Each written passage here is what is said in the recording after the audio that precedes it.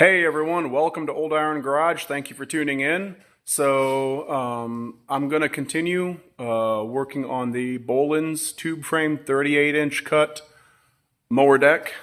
I'm going to be working on the 90-degree gearbox, which is right back there on the table behind me. There will likely be plenty of background noise as I am working in somebody else's shop currently. Anyways, let's dive in.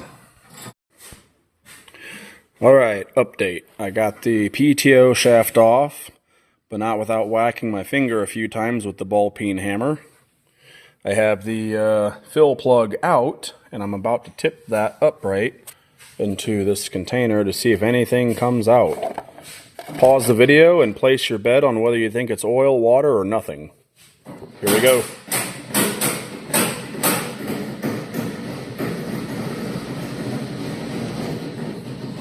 Looks like nothing.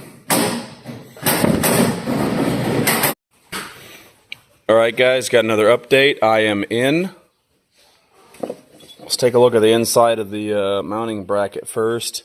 I mean, this is cast aluminum, but you can see by the color of it, you can take a guess as what the inside of the actual gearbox side of it looks like. I mean, there's some rusty brown on there. As you can see, I also didn't have much luck saving the gasket, and that's fine. I can make my own new gasket. I've got rolls of Felpro gasket paper at home, gasket material. Here's the inside of the gearbox. I mean, yes, it's rusty. Thing I'm worried about the most is that bottom bearing. It would sit like this, and that bearing down there has me concerned. I do have multiple other gearboxes like this at home, so I could use those. You know, I don't have to use this one. And then up in there, it's got, what is that? I remember that being in another gearbox that I had torn apart years ago. It's like, I think it's some steel wire twisted, and it had something tied in place maybe. I'm pretty sure. I can't remember, but I'm going to dig that out of there. But that is jammed between the input gear and the housing, and I see a few places in here where that actually got into the teeth. Let's see if I can point them out to you. Let's use a punch instead of my finger. Don't know how well it'll show up, but looking right here, there's one. You can kind of tell. Right here's another one. And there was another one somewhere over here that I've seen, but you get the idea. Anyways, I'm going to dive further into this, a little more disassembly, and then we'll take a closer look at stuff once it's apart. Quick note, this does have like the spiral, or what's it called, helical cut gear teeth, rather than the straight cut one from the earlier model gearboxes and mower decks. If I remember correctly, these are quieter, not so noisy as the straight cut teeth. And that's nice. Alright, time for another update. This bearing down here, which would be the bottom end of the gearbox, was seized tight. It was rusted tight, but with lots of penetrating oil and some time with a vice grip and a little love from a ball peen hammer, it now turns. Every now and then when you see it get bound up, it's because there's so much end play in the input shaft. It's as if somebody forgot to have this apart, forgot to, see if we can get you to see it, forgot to put in shims. There you can see it. It's more than what it looks like on video, I can tell you that much. Yeah, somebody forgot to put in shims, and when they are not fully meshed, when it pulls apart a little bit, it wants to stop and bind up here and there.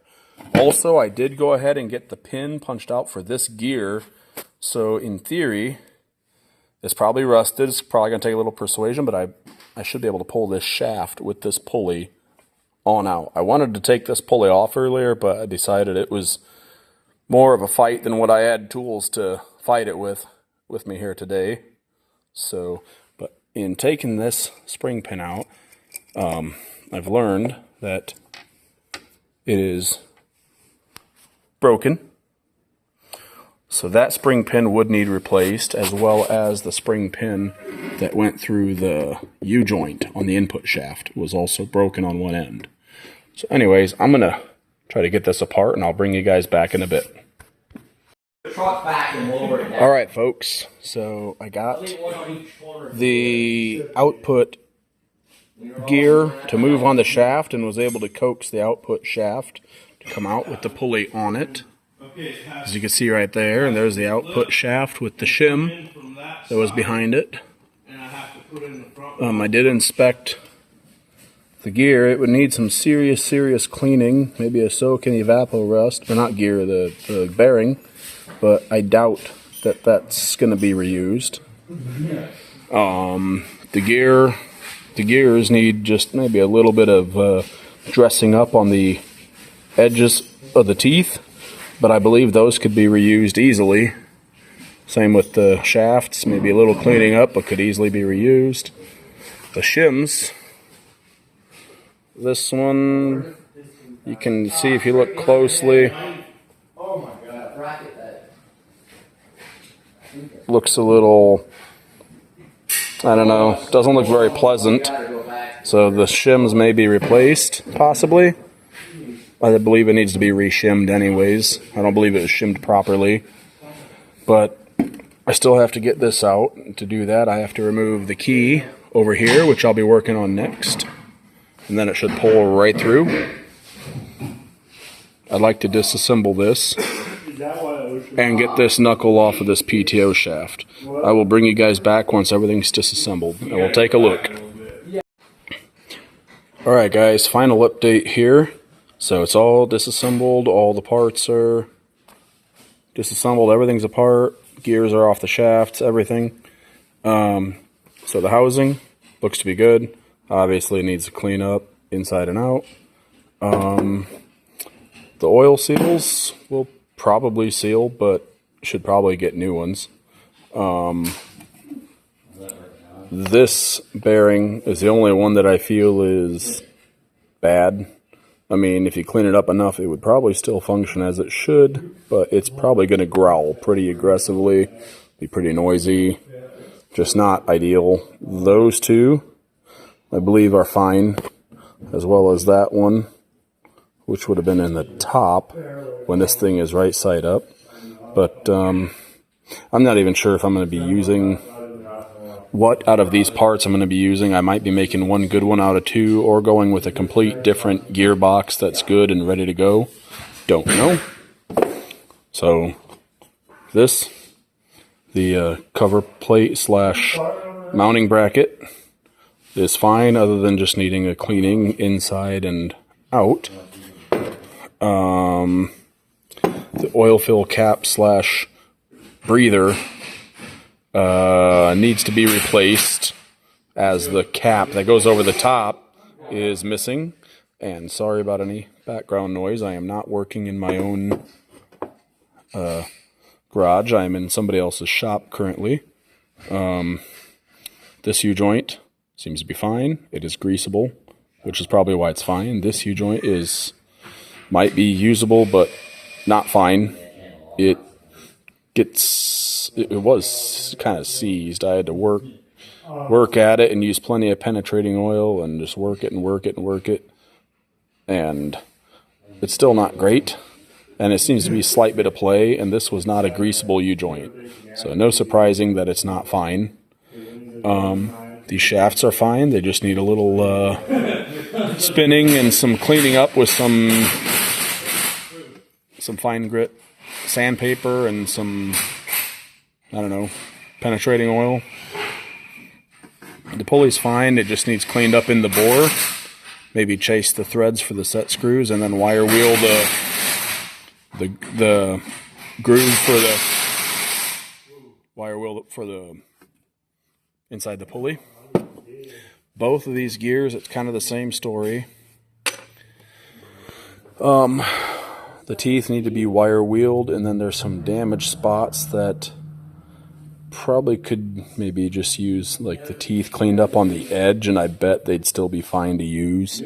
They're not the prettiest. Most of the teeth are fine, but I have done that before on these 90-degree gearbox gears, and they turned out to be just fine. So that's probably what I'll do if I decide to use this gearbox.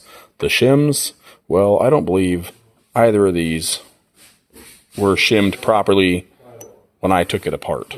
So, because they had quite a bit of play, like way too much play. So, yeah, I'm going to be re-shimming if I reuse this gearbox, but I might just go with, I have other gearboxes that are probably in way better shape. I'm probably going to be just going with another one altogether. Anyways, I hope you enjoyed this video. If you did, give it a thumbs up. Drop a comment. Let me know your thoughts.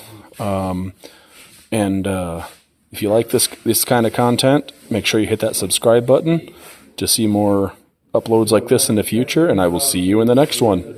Later.